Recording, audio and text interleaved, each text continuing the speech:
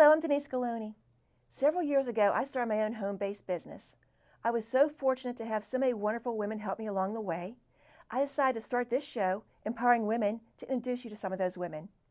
Today, my guests are Sherry Dunlevy, an entrepreneur, author, speaker, former radio and TV personality, and inspirationista, and Dr. Amanda Jordan from Family Chiropractic and the Pittsburgh Migraine Challenge. I hope you enjoyed today's episode.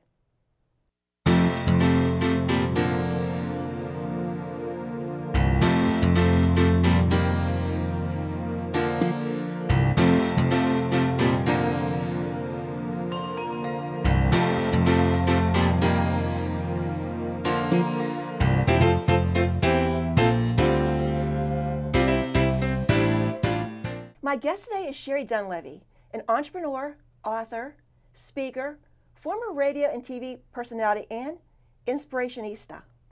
What is an inspirationista? Well, for Sherry Dunlevy, it's a way of life, a calling, a symbol for stepping into greatness and helping others to be their best selves. Sherry, author of How Can I Help? Your go-to guide for helping loved ones through life's difficulties, has leaped headlong into greatness after a career as a news personality and event host. Hi, Sherry. Thank you so much for being here today. Oh, thank you, Denise. It's my pleasure. You had quite a journey, haven't you? I sure have. Can you tell us a little bit about your journey? Yeah, I was a television news anchor for 16 years in the Steubenville, Ohio, Wheeling, West Virginia area. Then I retired from that career, went home to raise my son for a few years, and then once he got into school, I was a radio talk show host for 12 years. Oh, that's fun. Then he started off to college, and I totally reinvented my life as an author and a speaker and an inspirationista. And it's important that you talk about reinventing your life, because sometimes women get to a certain age and they think, oh, well, what else can I do? Right, you know, or they wait because their children have grown, and then they sit and wait for the grandkids to come. And that's a lot of time in between. And I just was being called to do more. And I thought I better follow that call. And that's what I've done. And it's been scary, but it's been exciting. Very exciting. It sounds like that. And you were a radio talk show host? Yes, I was. So you're used to sitting in my chair. Yeah, oh my gosh, yes. So this is very different. Yes, I love asking the questions, but you know, I enjoy answering them too now. And I've been on a couple shows myself, sitting in the other chair, and I like asking the questions. It is a lot easier. So you wrote this book, How Can I Help? Your go-to guide for helping loved ones through life's difficulties. This was a personal project for you, wasn't it?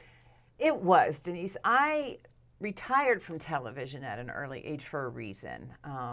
I lost a son, my younger son, Brandon. I was pregnant while I was on the air. I had a 3-year-old at home, and there were complications with the pregnancy early on, and my son was born here at Pittsburgh Children's, but he only lived 29 days. I'm so sorry. Thank you. And that was very difficult. So what did I do? I sought out a comfort zone, and I had all this maternity leave left, and I didn't know what to do, so I went to my comfort zone and returned right to the air. Probably not a good thing. That last year of my career was not a good year. And so I retired. That's why I left television. So that was the reason. But the reason that I wrote the book was because during that time, we had lost some of our closest friends. We were lifted up and loved through it by so many people. But there were those that you thought would be there. You're looking for them, and they're nowhere to be found. And over the years, as I began to heal more and not hurt so much, I started trying to figure out why. And I kept thinking, if there was only some kind of resource for people, you know, that maybe this could help them, and it could prevent it from happening to other people. And the voice inside of me kept saying, you're the one that's supposed to write this. And that's where, you know, my new journey began, the reinvention began. And I was really, really afraid, but the greater good was bigger than my fear.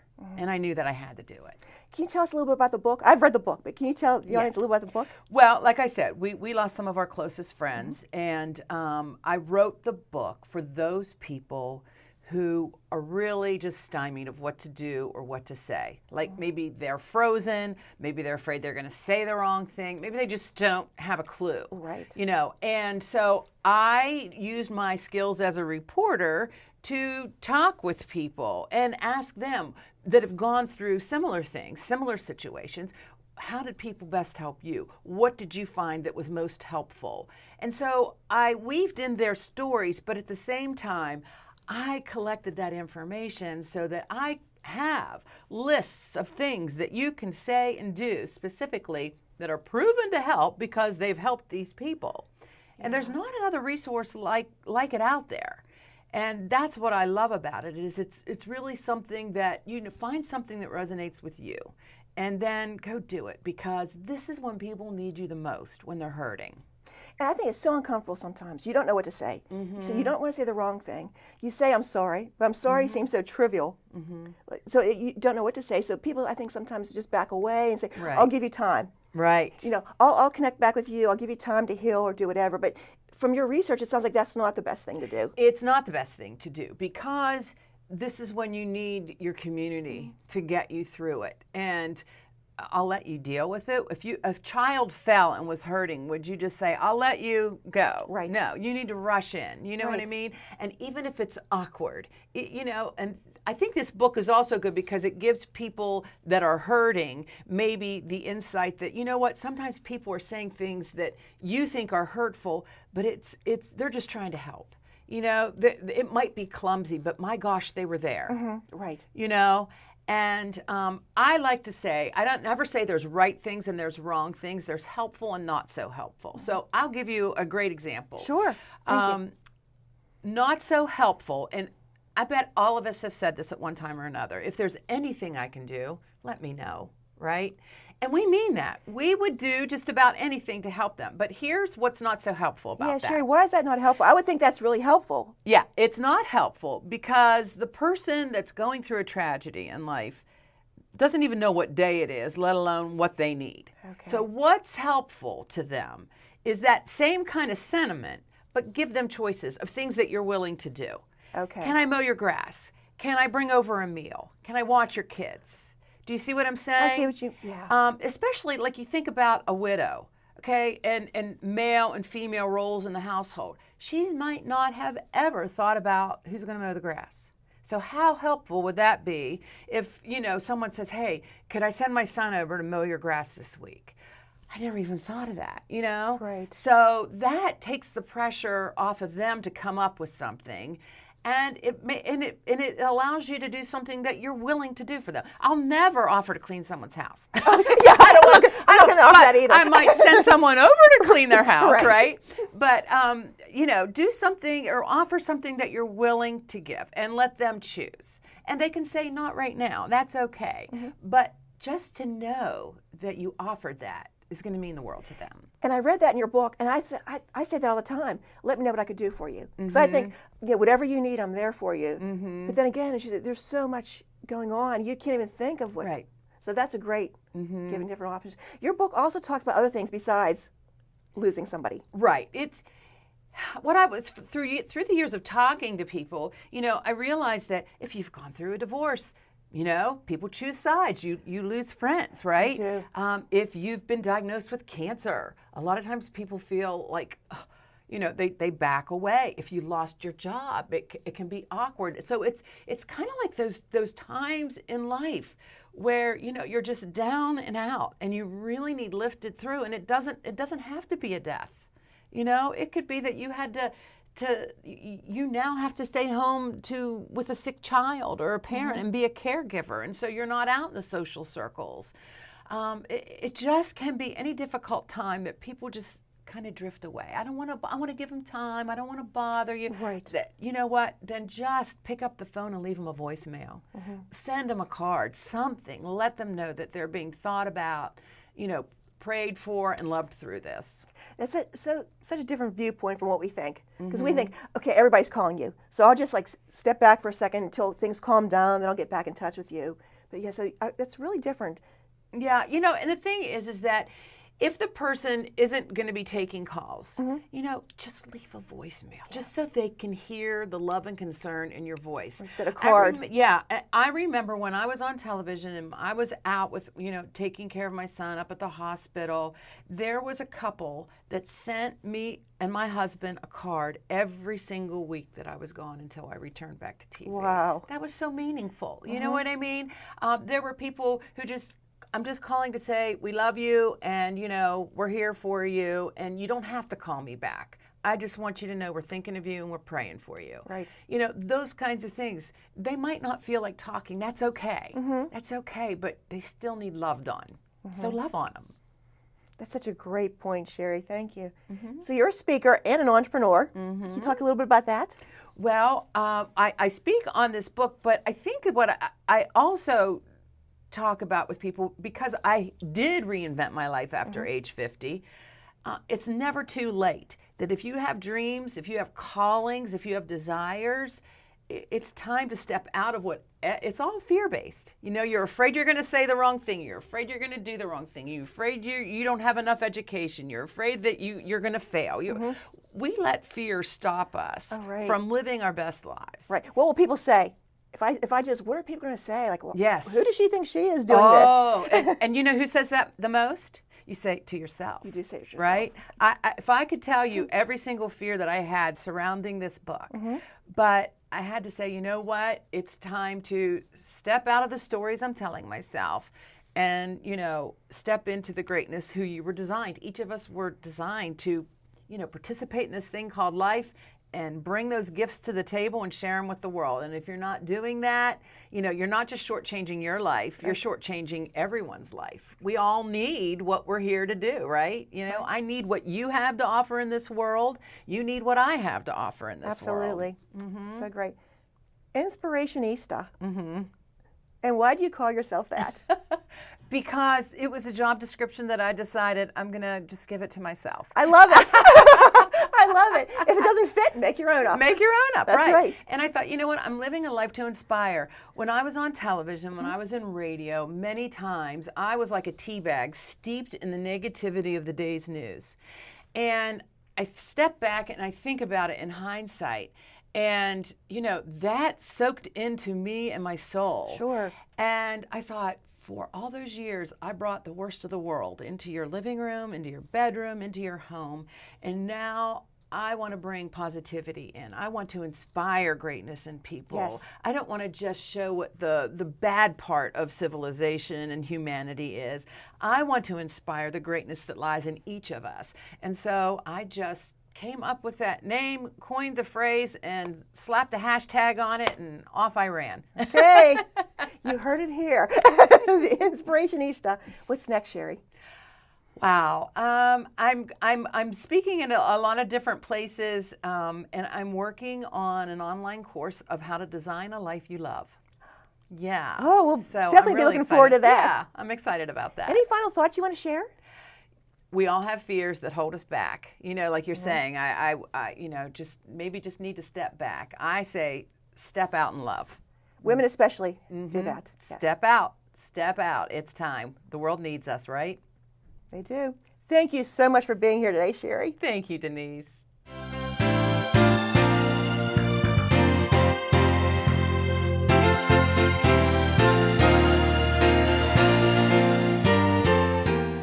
My guest today is Dr. Amanda Jordan from Family Chiropractic and the Pittsburgh Migraine Challenge. Hello, Dr. Amanda. Thank you so much for being here today. Thank you. Thank you for inviting me. I'm so excited that you're here. I am too. You got to meet my hubby, and now I get to meet you. I know. We'll talk about that. Yeah, I did get to meet your hubby. Can you tell the audience a little bit about your background? Yes, I am a chiropractor here up in Cranberry Township, just north of Pittsburgh. We have been in practice, my husband and I, together for 10 years. Wow. We have 2 children, and they're both girls, Allie and Alex. And really, we just kind of keep our life busy with work and family. That's us. We're either at work or at home with the kids outside. What made you decide to become a chiropractor? Oh, that's a long story. Short version. Yes, the short version is that after suffering my 9th concussion, Oh, wow. when I was 19 years old, I started going into seizures, big issue. It was on a rugby field. And basically a lot of neurological reactions started happening. I was severely suffering from migraines. I would pass out randomly on a college campus. So we went through the myriad of the Mayo Clinic, all the specialists, all the neuros, doctors, everybody. And nobody could tell me what was wrong. And by, somebody talked to my mom, and it was a chiropractor who actually completely changed my life. And that moment, instead of being a neurosurgeon, I thought it was amazing that you could change the neurological function of a body outside the body. You don't have to cut and come inside. And I literally switched my major, immediately went to med school for chiropractic as fast as I could. Oh, that's awesome. Yeah. So what types of services do you offer at Family Chiropractic? At Family Chiropractic, we strictly only adjust. Okay. So a lot of people know that chiropractors have massage therapists. Right, or there's a lot of different things. all these type of things, PT or massage and all that. They do oils. We are strictly chiropractic care, adjusting. I do everything with my hands. So this way we stay and we're a master of one thing. When Okay. people come, they're coming to get what we call your power turned on. That's what we say to all the kiddos, and that's it. Like we're just a specialist at what we do. We try not to water it down with anything else. So that makes you different. Very. In the world of chiropractic, very, very There's so many different. chiropractors that do so many different things in there. There is. Actually, in chiropractic, I couldn't tell you the real number, but I know last time we looked at it a few years ago, over 200 different techniques. Wow. Some people use machines. Some people use, they'll call them like clickers, but there's names for them. Some people won't adjust you at all. They do things based on energy. I really enjoy, and I'm the adjusting doc in our office. So my husband does all the exams and I do the adjusting. Okay. And what I love is that when you touch someone with your hands, you get a true human-to-human contact. And I can feel when they're ready, not when I just want. I don't force the adjustment on. I can feel when their body is ready to accept it. We adjust, and that's why it's always a positive experience, it's never a negative, which I absolutely love. That's great. I know I go to a chiropractor Wonderful. for maintenance, but yeah, that's just wonderful. Yes. And your husband, you're in practice with your husband, Dr. Cody? Yes, Dr. Cody Jordan. He is a captain in the Air Force, which we're super proud of. Yes. He's had 17 years of service. Oh my gosh. So our hearts are with the migraine challenge and our hearts are in the Air Force, Yes. which divides his time quite a bit.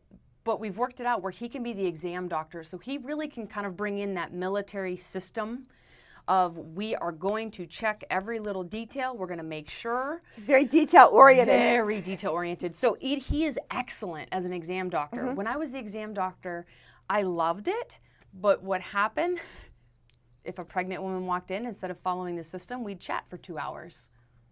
It got us in trouble on the schedule. Not Dr. Cody. No, he follows the system. But what's wonderful is he's looking for the most particular items every time, and because he does it day in, day out, he really has developed a system that exceeds what I thought we would ever be able to offer, but I'm extremely proud to be part of it. Yeah. Well, thank you for your service, and thank you. I know it's hard being sometimes Thank you. family of military, so thank you very much. The Pittsburgh Migraine Challenge, you mentioned that. Yes. What is the Pittsburgh Migraine Challenge? That is my love. when I That's my met Dr. 1, Cody- 2, 3rd, 4th love. And this is the first time we've met, because I met Yes. your husband. Yes. And he talked about the Pittsburgh Migraine Challenge, and I thought, I have to have someone on the show talk about this, because what is the Pittsburgh Migraine Challenge? So the Pittsburgh Migraine Challenge is where we truly are looking for the challenge of fix my migraines.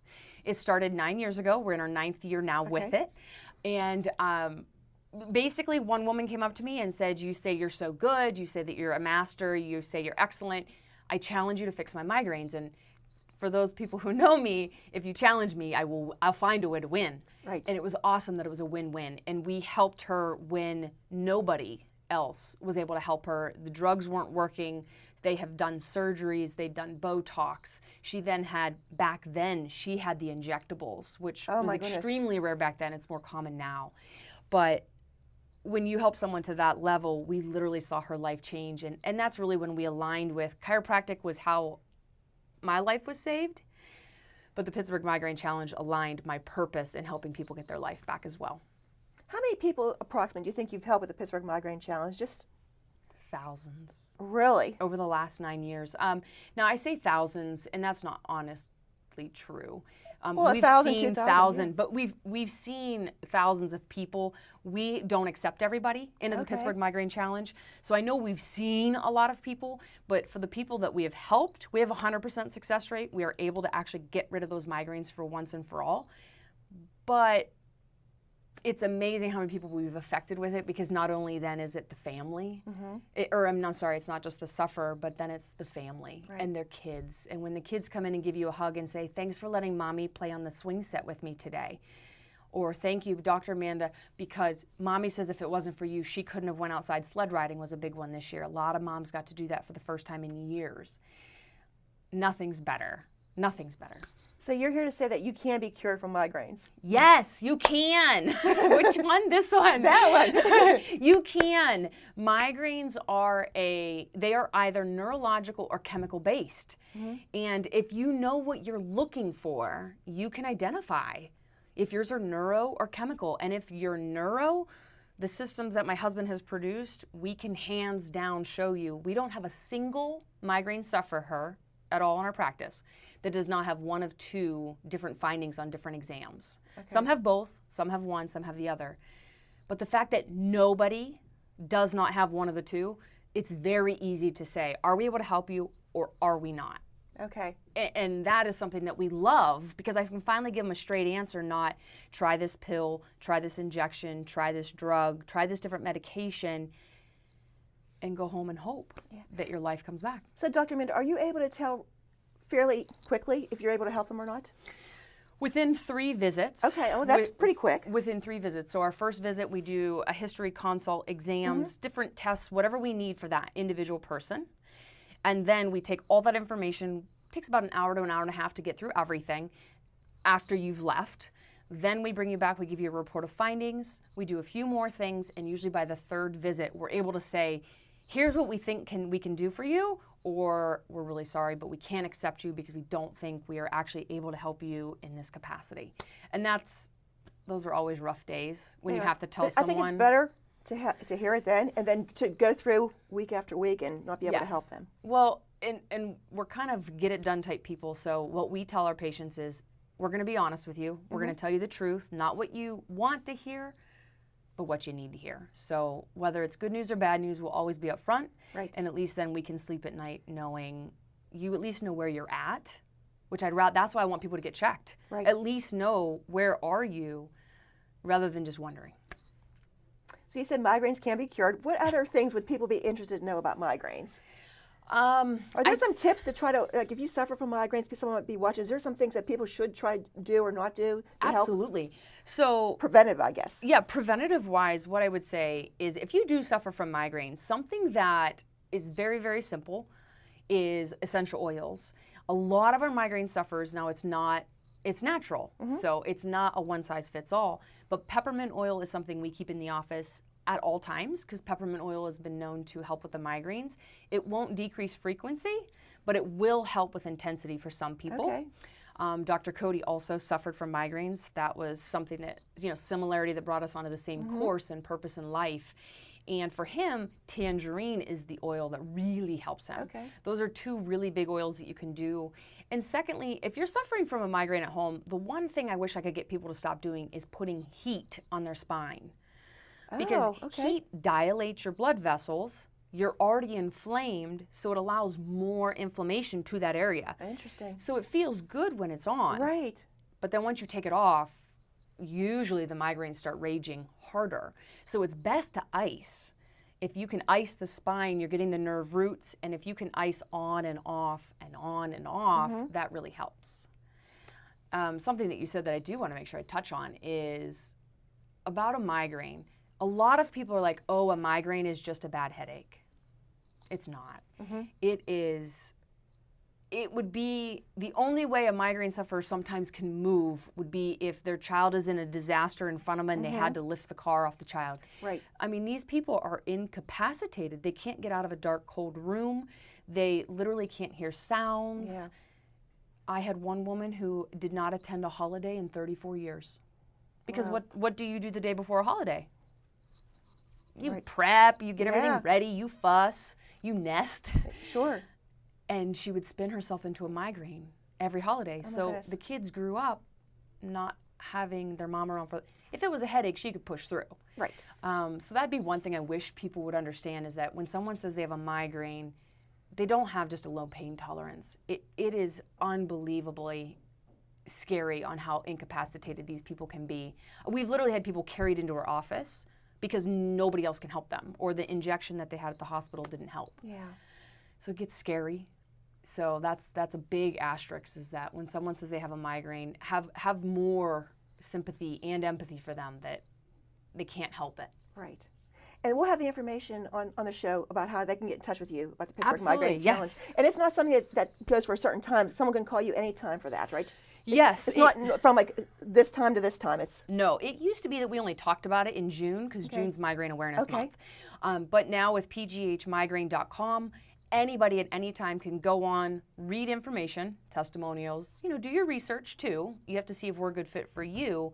And then they can apply right online, or they can contact the office. And we even reserve time at the end of every shift to be able to talk to people in the public if they have questions. Okay. And that's talking with a doctor, not just staff. right. Yeah. Any final thoughts you want to share?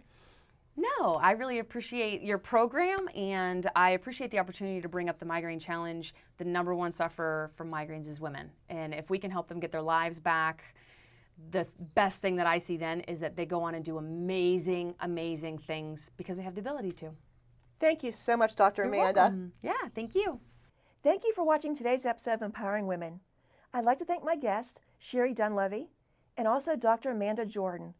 Both women gave such important information to really help you, inspire you, and empower you to live your dreams. Thank you for watching, and see you next time.